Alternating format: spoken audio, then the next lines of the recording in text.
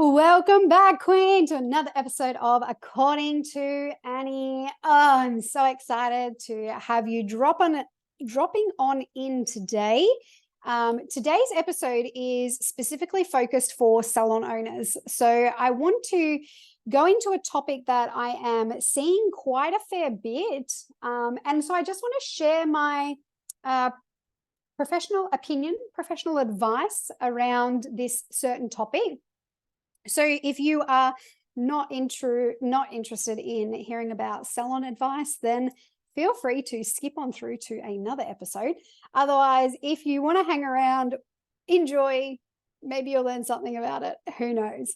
But the topic that I want to jump into today is about choosing to either rent a chair or rent a space if you're a beautician, or hiring staff. And so this is something that I see a lot, and I feel like the paradigm has shifted more so recently into salon owners that are heading down the path of renting spaces or renting chairs. And I know why. I know why. Now, I just want to pre-frame as well that there's no right or wrong answer here as to which way you should go. I think that the bigger picture that we need to look at here is, what do you want out of this business? Because both of those are two very different scenarios that are going to create two very different outcomes. So I want you to ask yourself, what kind of expansion are you looking for in your business? So if you're sitting here and you're umming and ahhing about expanding your team, and you're like, okay, do I want to hire staff? Do I want to maybe go down the path of renting a space or like renting a chair? Like, what do I want? And like I said, there's no right or wrong answer here. It is purely based on this is a strategy, right? And so what I see happen too often, and I've had these conversations with so many salon owners as well, where I'm like, that probably wasn't your best strategy. Now I know what it is that you want to achieve. So how you work out which way to go, which is what I want to get into today, is share the pros and cons of both, okay? So what I want to talk about is, what's really, really important is that you get really clear on what it is that you want to achieve over, say, the next 12 months, over the next 5 years, okay? Because the whole idea of either hiring staff or renting spaces out or renting a chair is purely based on your outcome. So what do you want? What does the bigger vision look like? I want you to zoom out like an eagle. This is one of my favorite things to do. I do this all the time in my own life and all the time in my own business. Is I picture myself, I sit in a meditation and I close my eyes and I take a couple of deep breaths and I picture a big eagle coming down, and the eagle, I hop on the eagle's back and then I fly up into the sky and I see it from a bigger picture, and I look at it from a bigger perspective, and I look at like the 5-year timeline. I don't just focus on the here and now. And so what happens is, when I do that, I'm able to see the bigger picture, and I'm like, okay, this is what I want to achieve. This is like, let's say I want to make X amount of money. Let's say I want to create a certain type of lifestyle, like whatever it is. And that's why I can't sit here and tell you which one's better and which one's not, because it's so individual. Every single salon owner that I talk to want different things. They want a different life. They want a different business model. They want different amounts of money to come into their life. And it's not a one shoe that fits all. So it's really important that you get really clear on what it is that you want first. So what kind of money do you want to make? What kind of lifestyle do you want to live? What type of business model do you actually want to create? What legacy do you want to leave? What disruptor do you want to be in this hair and beauty industry? Like, what are those things? Because when you're clear on that, then you can reverse engineer it and work out what the best strategy is. So just as an example, right? Let's say you're someone that's like, okay, I want to earn X amount of dollars. I don't care if it goes, like, I don't really care if it's any more than that. Like, this is what I'm happy with. I don't want to have to worry about like looking after a team. I just want to be able to come and go as I am, and like have people that are renting a space so that I don't have to worry about anything that they're doing. They just do their thing and I can come and go as I please. If that is how you want your life to be, amazing. Then possibly looking at renting chairs or renting spaces is going to be the way for you. But if you're someone that's like, oh, I'm fucking on a big expansion and I'm like, I want to expand the salon, I want to create a legacy, like I really want things to be different, I want to be a disruptor, I want team members to come on board that are part of a culture, that are part of the way that we do things. I want to make like not just this amount of money, but I want to keep increasing the amount of money that I make, you know, over the years coming. Then renting chairs and renting spaces is probably not going to be your best strategy, because renting a chair and renting spaces is going to cap you. You are going to be capped at how much money you can make, and you are going to be limited on the growth of the business. The other part with hiring renter chairs or renting spaces is essentially they are their own boss. So they kind of get to pick their own hours. They kind of get to do their own thing. If they want, they can sometimes pick their own pricing. And so if you don't mind having your salon that has different ways and different techniques and different things, amazing, great.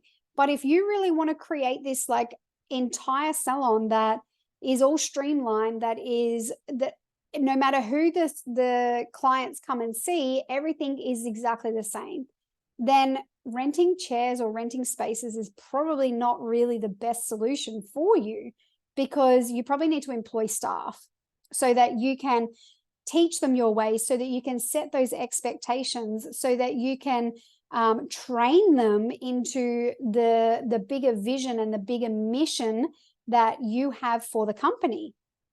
So can you see how, like, by me just talking about these two different things, how already like two of them have very different outcomes? So that, like I said, there's no right or wrong. You just need to figure out what it is that you want, because once you understand what you want, then, like I said, you can reverse engineer it and you can figure out what is the best strategy. And so something that I see happening a lot is I have a lot of salon owners that come to me and they tell me that they want this big dream life salon. They want to be able to create this culture. They want, you know, the right staff coming in. They want to be able to have, you know, like it's streamlined across the board. They want to continue to grow the revenue every single year. So they're going to put renter chairs on or renting spaces. And so my question is, why? Why do you want to do that? And the main reason that I hear people renting spaces is because they don't want to step in to a leadership role, because it is fucking hard. Learning leadership skills is a whole nother level to a business. There's different phases of different skills that you need to learn throughout your salon business growth. And so leadership skills is a whole new level. And if you don't have the solid foundations in place with your money, with your marketing, if you don't have those solid things in place, and then you go and hire a team, you are already behind the 8 ball. And so no wonder you are struggling to lead your team, because you're still trying to figure out how to make money. You're still trying to figure out how you can make a profit, and you're still trying to figure out how you can bring in clients. So I get why, like, leading a team is hard, but it's only hard because you haven't done it in the right structure. You haven't done it in the right framework to really set you and your business model up to be able to take on staff. And you haven't learned the skills in how to lead your team as well. And leading a team means that you need to be off the floor. You can't train, you can't have expectations set for your staff if you are working with clients full-time. Like, it's not possible. And that is the biggest reason why why salon owners end up wanting to get rid of their staff, because they're like, they just don't listen. They aren't making me profit. They're not selling retail. They are rocking up late to work. They're taking longer on their lunch breaks. And I'm like, that's not the staff's fault. That is not the staff's fault. That is your fault as a leader, because you have not set those expectations. You have not set the standards. You probably don't have your policies and procedures in place to let your staff know what is expected. And that's on you. Like, that is on you as a boss, because the reason that you don't have that in place is because you're still trying to chase the money, and you're chasing the money by working with clients. So I think that when you understand this, it's like, okay, right. And I know that that's really hard to hear. I know how hard it was for me to hear that the reason my staff were not working out was because of my leadership. No one wants to hear that. That fucking sucks. No one wants to hear that you're the problem. But when you're the problem, you're also the solution. Yeah? When you're the problem, you're also the solution. So it can change. You can turn it around. So if you're someone that currently has a team and you're struggling with your team, like actually performing, or, you know, all of that, then use this as an opportunity. Use this conversation that I'm sharing with you right now as an opportunity to understand that you might need to learn some leadership skills, that you might need to actually step off the floor and start working on policies and procedures, and start having regular team meetings with your staff so that they know what the expectations are, so that they know that you're serious about this. And not just having one meeting if there's an issue, but having a follow-up meeting as well, and being like, I am going to make you accountable for these things. So these are just some tips and suggestions. These are the things that I go through in all of my containers. But I think that this is a really important conversation to have, because I truly believe that people are not wanting to be employees, and they're wanting to rent a space because they haven't had the right leadership. They haven't had someone that sees the potential in them. And so salon owners or renter chairs or renter spaces are like, fuck that. I don't want to work for someone because I was not appreciated. Why did you go out on your own? Yeah. Why did you go out on your own? Probably because you wanted to make more money. Probably because you wanted to create a certain type of lifestyle, because your boss wasn't going to create that for you. So this is where this new paradigm comes in of salon owners, where we get to shift that. If we don't start showing up as new leaders in this feminine leadership way, there isn't going to be staff coming through for our industry. Like, there isn't. So this is where this new paradigm comes in, and you get to be a disruptor. You get to be the one that shifts it. You get to be the one that actually is appreciative of their staff. You get to be the one that does support their staff. You get to be the one that has those regular team meetings. You get to be the one that steps off the floor and actually leads their team, because you can't grow your business without your team. Full stop. You are going to cap yourself if you just choose to keep doing it all on your own.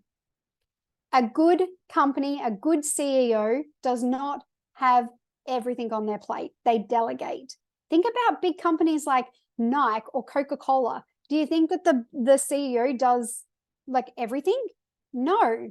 The only way that those companies keep growing is they delegate. They build a team, they create culture, they work with their team, they support their team, because they truly understand that the only way the company is going to grow is if they help their team be supported. So this is a beautiful conversation for us to have on, like, how much are you supporting your staff right now? Because their dreams are just as important as your dreams. So if you help them reach their dreams and their lifestyle that they want to live, guess what? They're going to show up so much better for you, which in turn helps your dreams come true. Yeah, can you see that? This is a conversation I recently had with one of my private clients that's working with me at the moment. She's been with me for 2 years now. And we were talking about this exact conversation. And I said to her, like, we were talking about business hours. And I said to her, have you asked your staff what they would like to do? And she was like, oh, no, like I was just going to decide for myself, like what the business hours are. And I said, I would open that conversation up and see what they want to do, because you might be surprised that they come up with something that you didn't think they would come up with. But also you're helping them create the life that they want. You're not making them work, crazy hours that they don't really want. And so she had that conversation. And one of the girls was like, well, actually, I really like to have a slow morning and like have a sleep in. So if I can start later and work later, that works for me. So all of a sudden now her salon is going to be open later now on one of those days, which was not something that she was considering. So I know that staff is hard. I know that it's hard. I've had my fair share of working with staff. I've had my fair share of having tough conversations. I've had my fair share of having to let staff go. And I know that they are hard conversations to have. But we can avoid all of those if we step into a true leadership role. So if you need some help with that, then reach out, because this is the work that I do in all of my containers. And, we can help you with getting all of those systems in place so that you can actually start to implement what your expectations are, what your standards are, and start stepping off the floor and focus more on your team and help them grow and help them step into their dream life, so that you then can also have your dream life too. But if you are like wanting to go down the path of renting chairs and renting spaces, that's also okay too. Yeah. And that's what I said to you. This is not a conversation of one's better than the other. It really comes down to you knowing what your big vision is, and then figuring out what the best strategy is for that, moving into, whatever that looks like. And if that's something that you need help figuring out what your big vision is and what the best strategy is, then please reach out so that I can help support you through that.